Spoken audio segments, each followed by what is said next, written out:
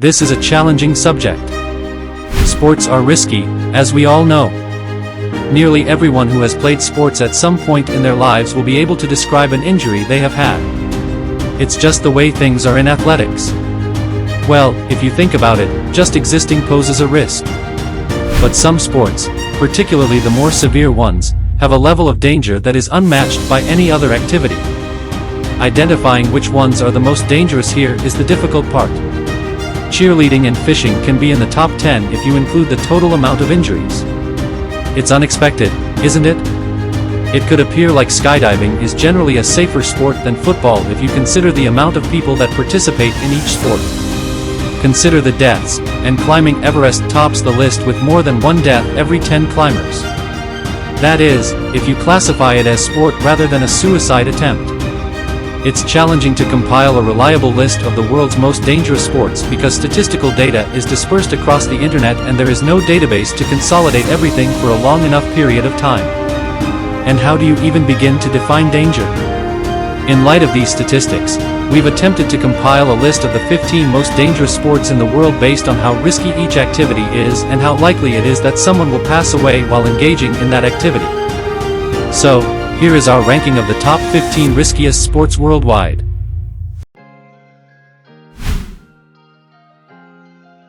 Hello everyone.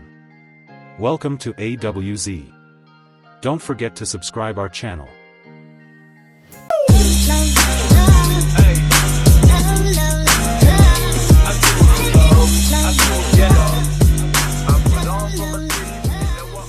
American football. Football is one of those really risky games, which may be difficult to believe. Most of us no longer consider it to be hazardous because it is so commonplace, but if you add up all the people who have been killed playing American football throughout the years, you'll see what I mean. Football used to be considerably riskier than it is now, with early games often leaving dozens dead on the field. As the protective equipment was primitive in comparison to what you see now, head-to-head collisions were frequently to blame for the majority of fatalities and seriously injured victims. But even now, concussions, neck and head injuries, and shattered bones are common in football. Free diving. Despite the fact that scuba diving has higher risks than contact sports, there are certain other closely related disciplines that are significantly riskier. It includes free diving.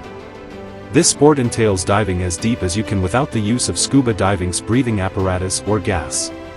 Freediving surely has its drawbacks, even while it is undoubtedly pure and lovely to dive without any equipment in what is typically the deepest underwater caverns. 417 recorded freediving accidents, 308 of which were fatal, occurred between 2006 and 2011. Bull riding. Although bull riding isn't typically linked with extreme sports, it is undoubtedly risky. You can either leave there on your own 2 feet, as some bull riders have said, or you can board an ambulance or a hearse for your next trip. That's because a fallen rider may actually be crushed under the weight of one of those bulls, which can weigh up to 1,800 pounds. And you can picture the harm. Whitewater rafting is next on our list, which is more in the realm of adrenaline junkies. Riding an inflatable boat on a river might not first seem scary, but what if we add the dangers of hitting rocks, becoming stuck beneath the boat, or getting stuck under rocks to the equation? One or more common results of whitewater rafting accidents is drowning or broken bones. Rugby.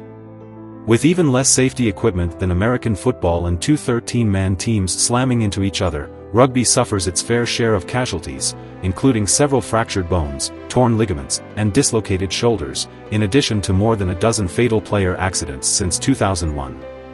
Surfing large waves. Big wave surfing is the next step for the sport's top competitors, yet surfing looks cool. When the brave enough surfers need to be hauled onto the waves to catch them since the waves reach terrifying heights, the fun really starts.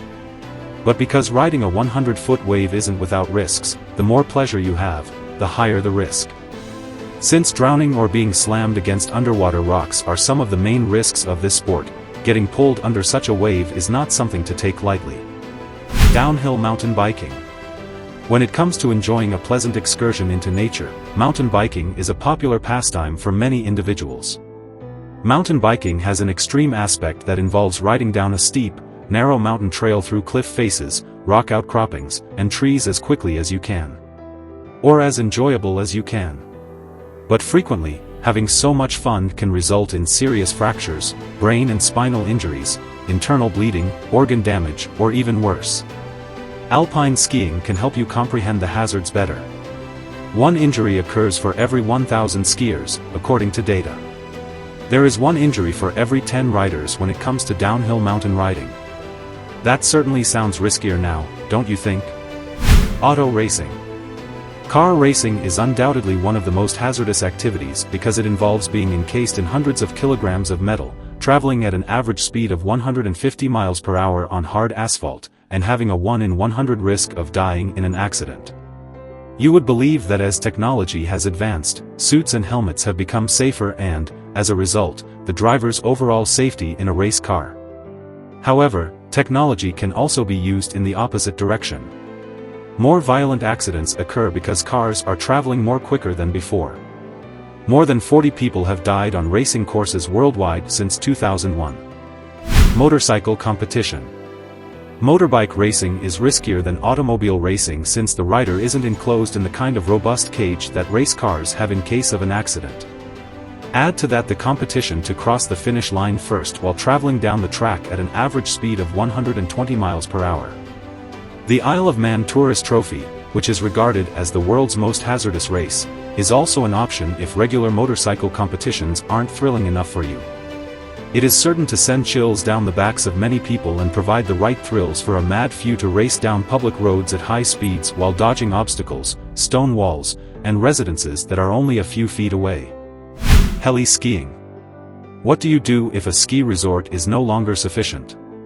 Oh well, you pay a helicopter pilot to fly you up some of the most scary snow-capped peaks in the world, then you pay a skier to take you down the mountain while you attempt to stay alive the entire time.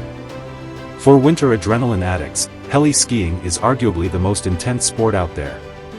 We are aware that many individuals are afraid of flying, particularly when using a helicopter, however that is the riskiest and least enjoyable aspect of this sport. The best part of skiing is going downhill.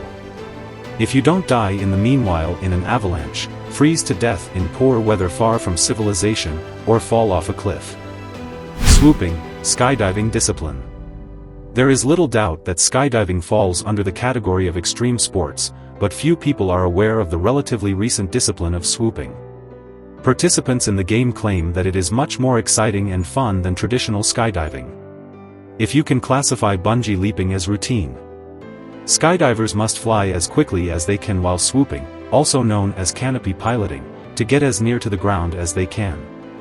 There are currently several swooping competitions happening all over the world, as well as numerous injuries and fatalities, as one could anticipate from such a sport.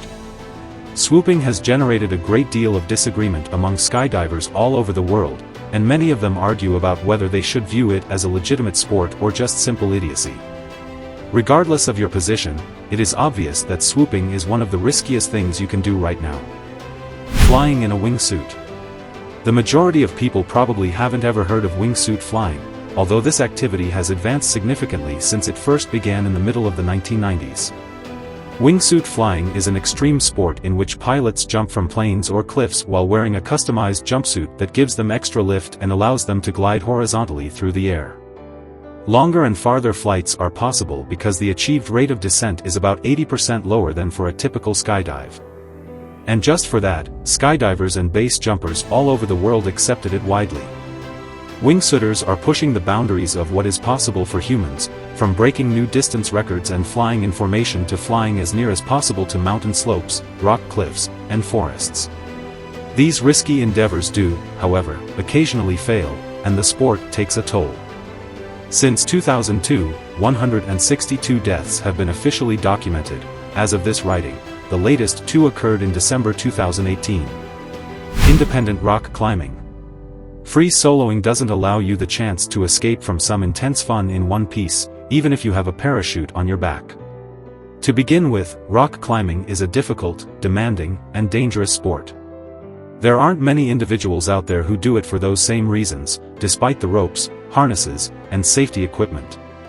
Then there is free solo climbing, which denotes that no equipment is used during the ascent other than climbing shoes and chalk. Without ropes, harnesses, or any other safety equipment, the climber's every mistake has the potential to result in death, or at the absolute least, seriously life-threatening injuries. The well-known climbers who attempt free soloing depend solely on their skills.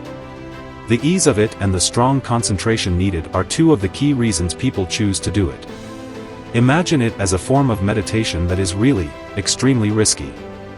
Mountaineering at a high altitude. High-altitude climbing ranks second on our list of the 15 most dangerous sports in the world, with a 1 in 10 probability of dying while attempting to scale the highest summits of the Himalayas. Since the initial ascent in 1922, 297 deaths have been officially documented on Everest alone. The dangers of ascending tall mountains are mostly caused by the dearth of oxygen at such high altitudes. Simply put, humans were not designed to live up there.